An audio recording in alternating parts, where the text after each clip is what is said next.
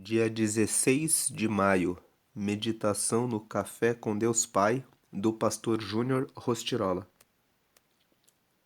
Você é amado. Nisto consiste o amor, não em que nós tenhamos amado a Deus, mas em que Ele nos amou e enviou seu Filho como propiciação pelos nossos pecados. 1 João, capítulo 4, versículo 10. Deus nunca viu um homem a quem não possa amar. O amor de Deus quer nos alcançar, invadir e curar.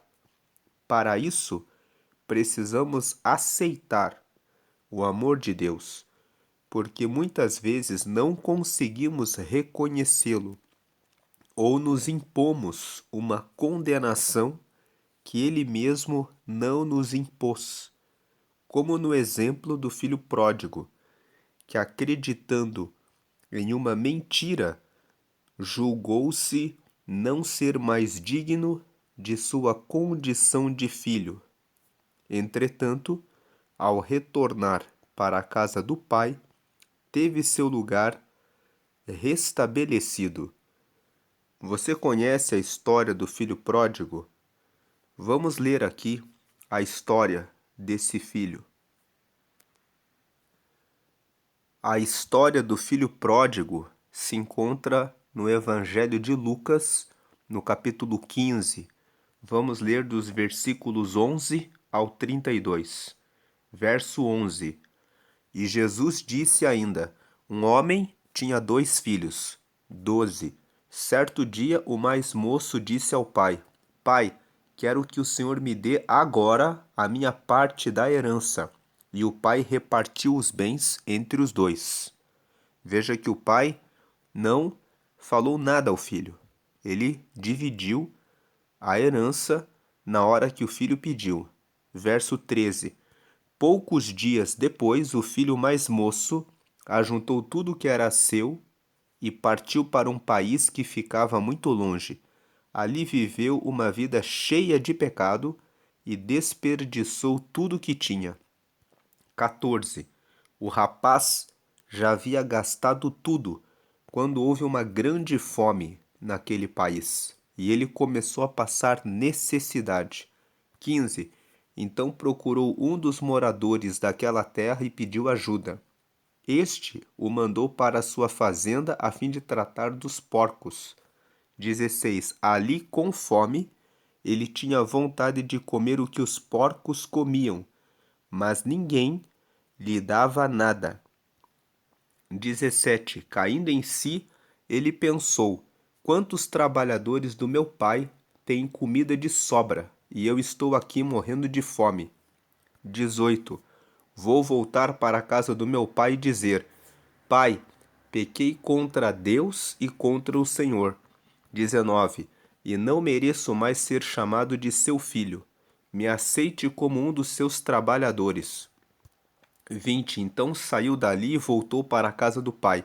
Quando o rapaz ainda estava longe de casa, o pai o avistou, e com muita pena do filho correu e o abraçou e beijou.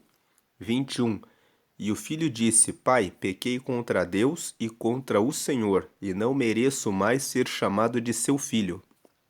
22. Mas o pai ordenou aos empregados: Depressa, tragam a melhor roupa e vistam nele. Ponham um anel no dedo dele e sandálias nos seus pés. 23. Também tragam e matem o bezerro gordo. Vamos começar a festejar. 24. Porque este meu filho estava morto e viveu de novo. Estava perdido e foi achado. E começaram a festa. 25. Enquanto isso, o filho mais velho estava no campo. Quando ele voltou e chegou perto da casa, ouviu a música e o barulho da dança. 26. Então chamou um empregado e perguntou: O que é que está acontecendo? 27. O empregado respondeu: O seu irmão voltou para casa vivo e com saúde. Por isso seu pai mandou matar o bezerro gordo. 28. O filho mais velho ficou zangado e não quis entrar. Então o pai veio para fora e insistiu com ele para que entrasse. 29.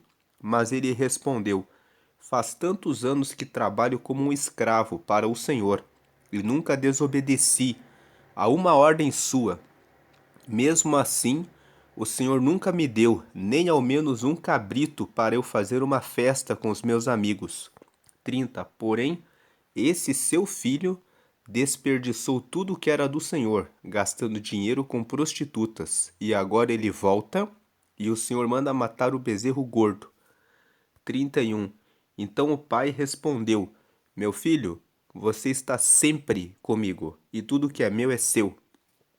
32.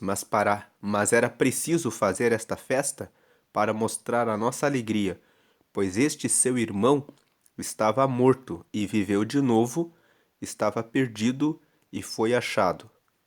Então aqui nós lemos a história do filho pródigo. Voltando aqui para a leitura do devocional, nós vemos que esse homem tinha 2 filhos. E antes de prosseguir aqui para o próximo parágrafo, nós vimos que Jesus contou essa história para dizer que ele ama aquele que se perde e que volta, mas ele também ama aquele que está com ele, porque, como nós lemos na história, o filho mais velho ficou chateado quando o pai mandou matar o bezerro gordo para receber o filho mais novo. E ele disse que o pai nunca tinha dado a ele um bezerro gordo. E nós vemos que na história que Jesus contou, que ele disse para o filho mais velho: Você sempre está comigo. Era só ter pedido. Então nós vemos aqui que a mensagem de hoje diz que você é amado. Muitas vezes nós estamos no caminho de Deus e parece-nos que Deus não nos ama. Às vezes você está há muito tempo na igreja e pensa: Deus não está cuidando de mim. Mas Deus cuida tanto daquele que fica, que é o filho mais velho, como também perdoa aquele que se perde. E é nisso que está o amor de Deus. Lendo aqui mais uma vez o versículo, é nisto que consiste o amor. Não em que nós tenhamos amado a Deus. Não é que somos nós que fazemos as coisas certas e que amamos a Deus, mas em que Ele nos amou. Foi Ele que nos amou e enviou o seu Filho como propiciação, ou seja, como aquele que tomou o nosso lugar pelos nossos pecados. Então, lendo aqui mais uma vez o primeiro parágrafo, começando a leitura do devocional mais uma vez, Deus nunca viu um homem a quem não possa amar. Ele ama a todos. O amor de Deus quer nos alcançar, invadir e curar. Para isso, ele quer curar todos, mesmo aqueles que fizeram coisas muito erradas, ele tem poder de curar. Nós vimos na história do filho pródigo que ele quis dar a melhor roupa, que representa uma vida nova, ele quis dar um anel, que representa o Espírito Santo, é o selo, você é meu, o anel, nessa história que nós lemos, representa o Espírito Santo, e nós vimos que ele também deu sandálias novas, que representa as sandálias, um caminho novo. Deus quer dar isso para todos. Então, para isso, precisamos aceitar o amor de Deus. Quando nós lemos aqui essa frase, para isso precisamos aceitar o amor de Deus, nós vimos na história que o filho mais velho, ele estava dentro de casa, mas ele não percebia o amor de Deus por ele, o amor do pai por ele, tanto que ele nunca teve coragem de pedir ao pai: me dá um bezerro para nós fazermos uma celebração, uma comemoração.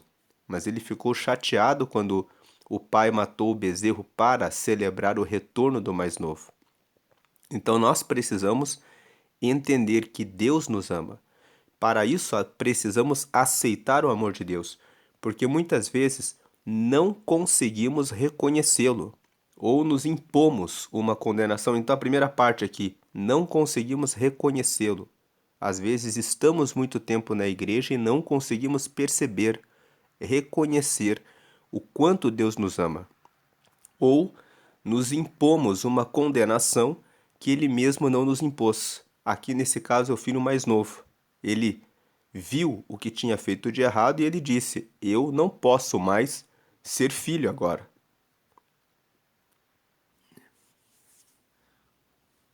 Como no exemplo do filho pródigo, que acreditando em uma mentira, julgou-se não ser mais digno de sua condição de filho. Entretanto, ao retornar para a casa do pai, teve seu lugar restabelecido.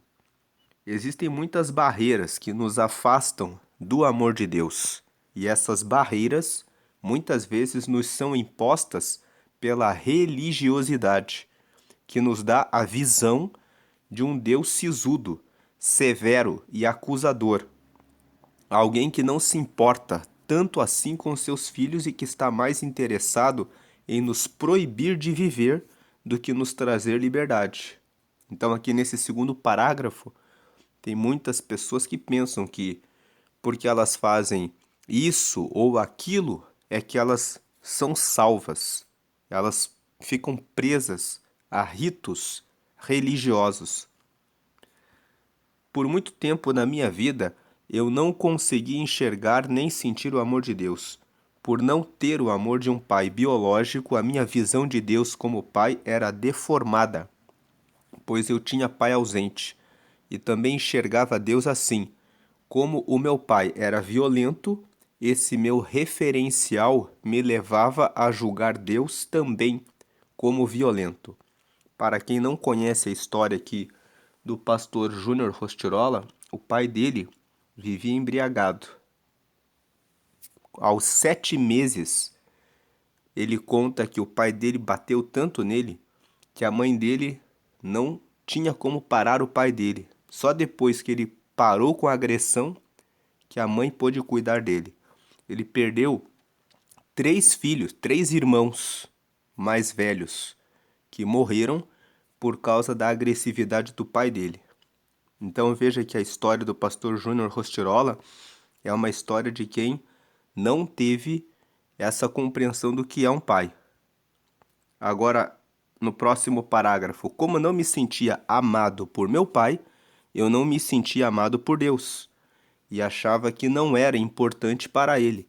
Mas a grande verdade é que Deus nunca viu e nunca verá uma pessoa a quem ele não possa amar, independentemente de seus atos, circunstâncias e até mesmo falhas.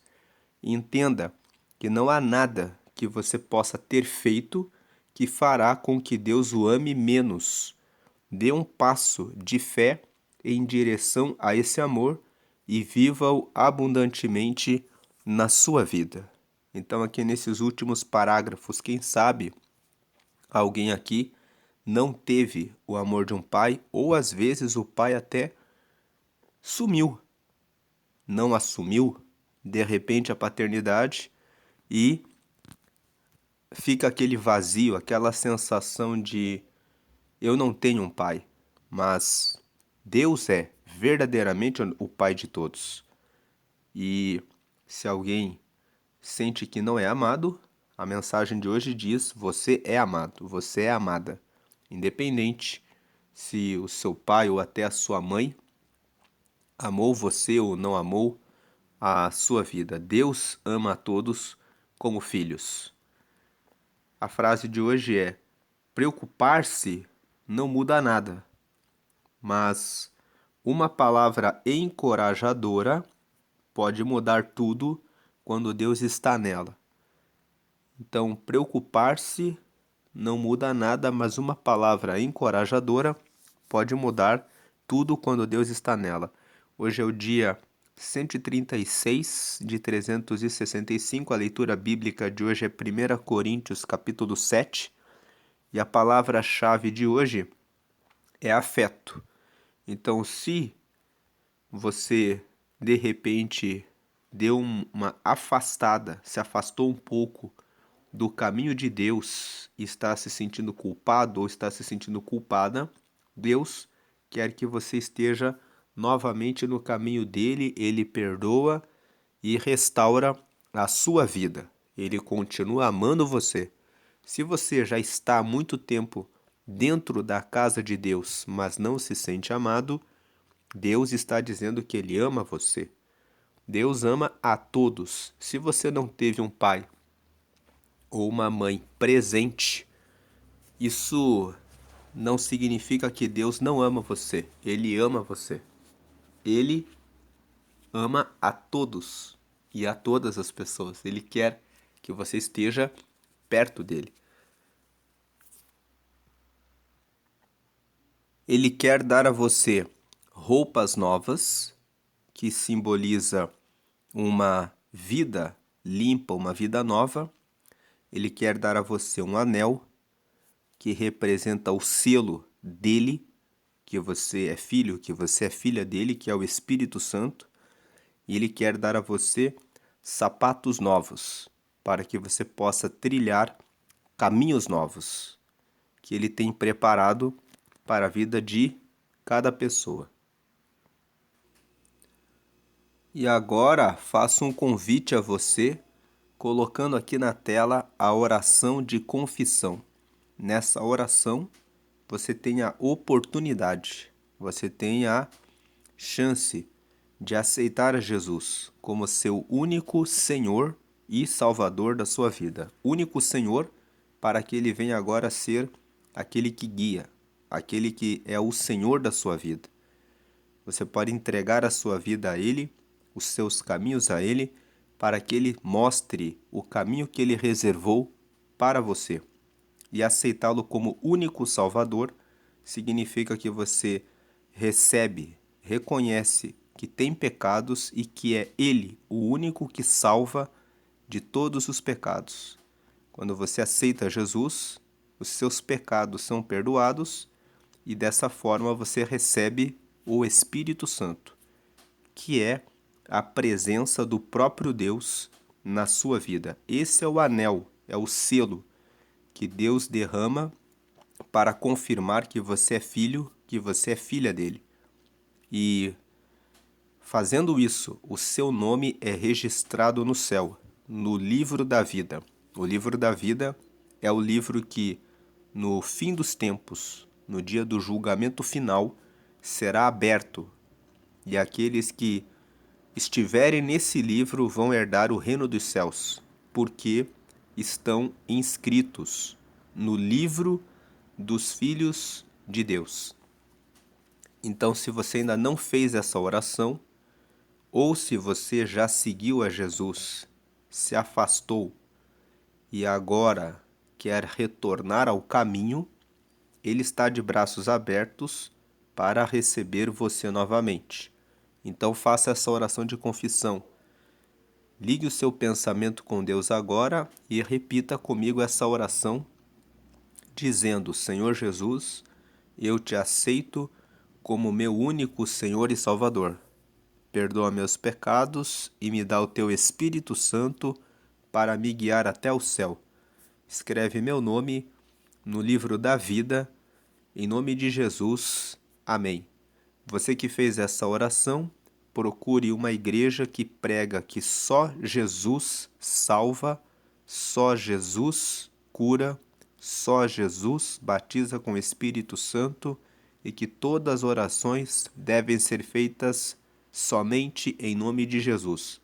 Foi Ele que deu a vida na cruz e pelo seu sangue morreu em nosso lugar. Para mostrar o amor de Deus, Deus enviou Jesus para morrer em nosso lugar. Então, creia que Ele ama você, creia que você é amado, que você é amada, você é filho, você é filha. Deus ama muito a sua vida.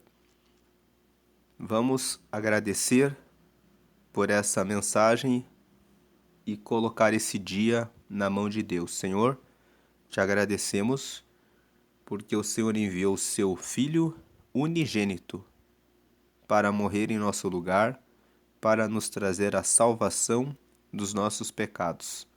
Te agradecemos pelo seu grande amor. que o Senhor derrama todos os dias sobre a nossa vida e porque o Senhor nos perdoa dos pecados, nos purifica, nos justifica e nos ajuda a seguir o seu caminho. Te agradecemos pelo anel, que é o Espírito Santo, que nos mostra e que nos guia para o caminho certo, para a santidade, para a vitória e o abandono de tudo que é mal e de tudo que não agrada ao Senhor. Graças ao Teu Espírito Santo em nós, podemos vencer o pecado e caminhar na Tua luz. Agora visita esse teu filho, essa tua filha, que está lembrando que está um pouco afastado. Agora visita esse teu filho, essa tua filha, que está com uma culpa em razão de coisas que fez no passado. Perdoe-se por aquilo que você fez no passado.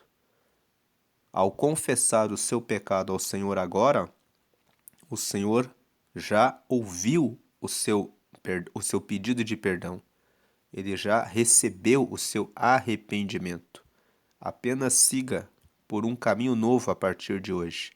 Senhor, agora visita esse teu filho, essa tua filha que está arrependido, está arrependida de coisas que falou, de coisas que fez, de decisões erradas que tomou.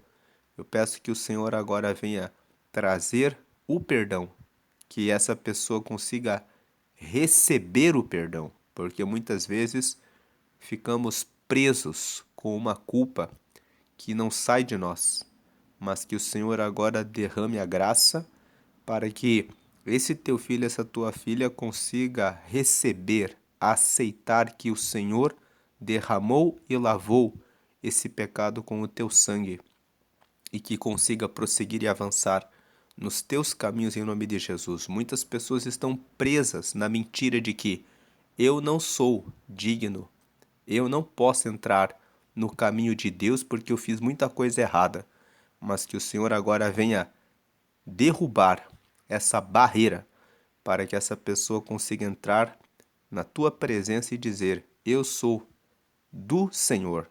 O Senhor já me deu o perdão. Eu já recebi o perdão do Senhor. Que essa pessoa consiga receber o perdão e caminhar na tua luz. Agora peço que o Senhor abençoe também os que já estão há muito tempo na tua casa, mas que às vezes não se sentem amados, que pensam: acho que Deus me abandonou. Que o Senhor venha confirmar agora com a tua presença, com sinais que o Senhor está com esse teu filho, com essa tua filha. Derrama o teu amor mais uma vez sobre o teu povo, para que todos recebam desse amor e possam sentir que o Senhor está perto, que o teu Espírito Santo faça isso. A tua palavra fala em Romanos 8,16, que o Espírito Santo testifica, ou seja, confirma no nosso espírito que somos filhos de Deus. Que o teu Espírito Santo venha confirmar no coração de cada pessoa que o Senhor, que eles são filhos de Deus, que eles recebam essa confiança no Senhor pelo poder do teu Espírito Santo. Também abençoa esse dia, derramando a multiplicação, derramando saúde, derramando além da tua presença e da tua glória, as tuas vitórias, os caminhos abertos, a restauração da saúde, também a libertação de vícios e do pecado, dando livramento nos caminhos para todos, independente daquilo que vão fazer. E peço que o Senhor livre aqueles que estavam envolvidos em algum laço, em alguma coisa errada, que o Senhor mova o coração dessa pessoa para que não siga, não prossiga no caminho do erro, mas que tenha força para tomar o caminho certo e seguir para o caminho do Senhor. Assim, te agradecemos, pedimos que o Senhor liberte aqueles que estão presos na cadeia. Se alguém aqui tem algum familiar, algum parente nessa condição, que o Senhor envie mensageiros lá para que preguem o reino, para que a pessoa saia de lá transformada para a glória do teu nome. E se alguém está no hospital ou com parentes no hospital, que o Senhor visite essa pessoa derramando cura para a glória do Pai, do Filho e do Espírito Santo. Damos glória ao Pai, porque o Senhor entregou o Filho para morrer em nosso lugar. Damos glória ao Filho, porque deu a vida por nós. E damos glória ao Espírito Santo, porque nos acompanha e nos guia sempre no caminho certo. Assim, damos glória ao Senhor. Amém e graças a Deus. Amém. Agora vamos para a leitura bíblica, que é 1 Coríntios capítulo 7. 1 Coríntios capítulo 7 é um texto que Paulo, como mensageiro de Deus, está dando instruções para a igreja de Corinto. Corinto é uma igreja que ficava na região da Macedônia, e as pessoas que nascem em Corinto são chamadas de coríntios. E Paulo estava aqui nesse texto dando instrução a eles. Paulo escreveu 2 cartas para trazer instrução para os coríntios. E essa é a primeira carta. E aqui no capítulo 7 ele dá instruções a respeito do relacionamento conjugal. Então vamos ver aqui o que Paulo ensina e que serve como ensinamento para a igreja nos dias atuais, porque é a palavra de Deus, é a orientação bíblica a respeito do casamento. Vamos ler aqui 1 Coríntios 7. Agora vou tratar dos assuntos a respeito dos quais vocês me escreveram. Então nós vemos aqui que os coríntios tinham escrito uma carta para Paulo, questionando, perguntando sobre alguns assuntos, e Paulo aqui vai respondê-los. Vocês dizem que o homem faz bem em não casar. Verso 2. Mas eu digo, já que existe tanta imoralidade sexual, cada homem deve ter a sua própria esposa, e cada mulher o seu próprio marido. Então nós vemos aqui que havia uma discussão, que é melhor o homem não casar, mas Paulo diz, é melhor casar, para que cada homem tenha sua esposa e cada esposa tenha o seu marido. Uma aplicação prática para os dias atuais. Tem muitas pessoas que dizem, não vale a pena casar, o melhor é você viver namorando e vai levando. Vive com um, quando você vê que não dá mais certo, você termina o relacionamento e começa com outra pessoa. Mas Paulo está dizendo que não. Ele está dizendo que as pessoas devem assumir um compromisso. Existe imoralidade sexual. As pessoas precisam de vida sentimental. Então, procure uma pessoa do sexo oposto e se case. Veja que o verso 2 diz, mas eu digo, já que existe tanta imoralidade sexual, cada homem deve ter a sua própria esposa e cada mulher o seu próprio marido. Estamos vivendo dias em que as pessoas dizem, você pode ser o que você quiser, mas isso é uma mentira. Deus estabelece quem você é. Nós lemos a mensagem de hoje que você é amado. Você é amada. Deus ama você e Ele criou você como homem e como mulher e Ele não erra na criação. Pode ser que você tenha passado por algum abuso, você que é mulher, e para se proteger tenha criado uma resistência por causa do medo em relação aos homens. Pode ser que você, que é homem, tenha passado por algum tipo de abuso ou algum tipo de influência, dizendo que você não é homem. Mas a palavra de Deus é a palavra verdadeira. Ela não erra. Deus criou você de forma perfeita. Deus não erra nos seus caminhos. A confusão pode ter tomado a sua vida, mas quando você se volta para Deus, Deus corrige a visão distorcida, a visão que foi atingida por influência de outras pessoas ou por ataques de outras pessoas. Ele tem o poder de consertar, de tornar reta a visão que está distorcida. Verso 3. O homem deve cumprir o seu dever como marido, e a mulher também deve cumprir o seu dever como esposa. Esse versículo 3, nós vemos que tanto o homem quanto a mulher precisam exercer o seu papel dentro da relação. Muitas pessoas querem só direitos e direitos e direitos, mas não querem cumprir o seu dever. Então, aqui no verso 3, o marido precisa dar amparo e cuidar da esposa. A esposa precisa ser cuidadosa e atenciosa com o marido. Agora, o verso 4. A esposa não manda no seu próprio corpo. Quem manda é o seu marido. Assim também o marido não manda no seu próprio corpo. Quem manda é a sua esposa.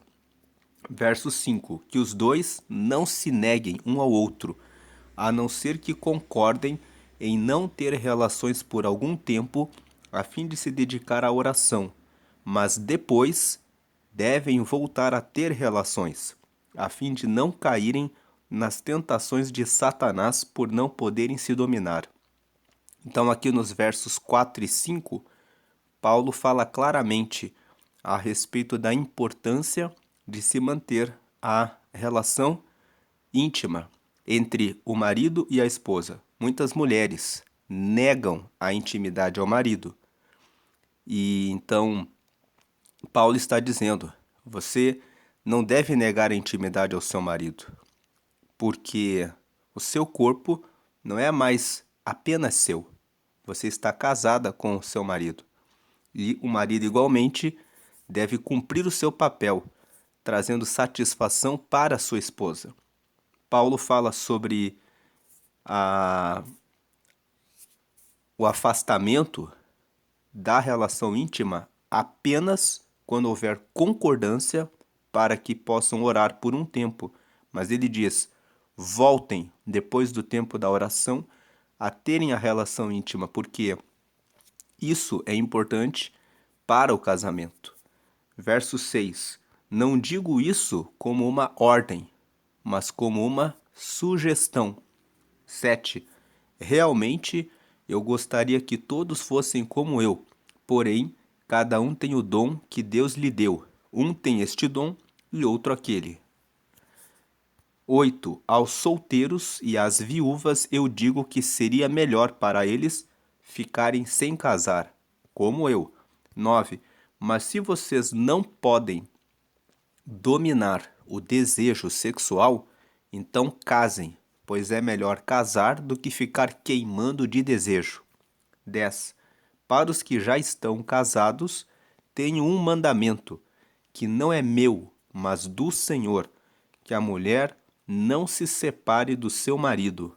11. Porém, se ela se separar, que não case de novo, ou então que faça as pazes com o marido, e que o homem não se divorcie da sua esposa. Veja que o verso 11, Paulo está dizendo que para Deus ele não quer o divórcio. Deus quer a união do casal. 12. Aos outros digo eu mesmo, e não o Senhor. Se um homem cristão é casado com uma mulher que não é cristã, e ela concorda em continuar vivendo com ele, que ele não se divorcie dela. 13. E se uma mulher cristã é casada com um homem que não é cristão, e ele concorda em continuar vivendo com ela, que ela não se divorcie dele. 14. Pois Deus aceita o homem que não é cristão, por ele estar unido com a sua esposa cristã, e aceita a mulher que não é cristã, por ela estar unida com o seu marido cristão. Se não fosse assim, os filhos deles não pertenceriam a Deus, mas sendo assim, eles pertencem. 15. Porém, se o marido não cristão ou a esposa não cristã quiser o divórcio, então que se divorcie. Nesses casos, o marido cristão ou a esposa cristã está livre para fazer como quiser, pois Deus chamou vocês para viverem em paz. Então aqui, Paulo esclarece que às vezes a pessoa aceita a Jesus e o marido ou a esposa diz que quer o divórcio, dizendo: eu não vou ficar casado com uma mulher que é crente. Então Paulo está dizendo: se ele quer dar o divórcio por esse motivo, não há o que se fazer. Então é necessário deixar que a pessoa vá, e a pessoa fica livre para viver em paz. 16. Esposa cristã, como é que você pode ter a certeza de que não vai salvar o seu marido?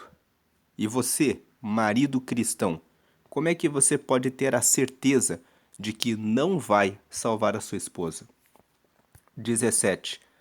Cada um deve continuar vivendo de acordo com o dom que o Senhor lhe deu e na condição em que se encontrava quando Deus o chamou. É essa a regra que eu ensino em todas as igrejas.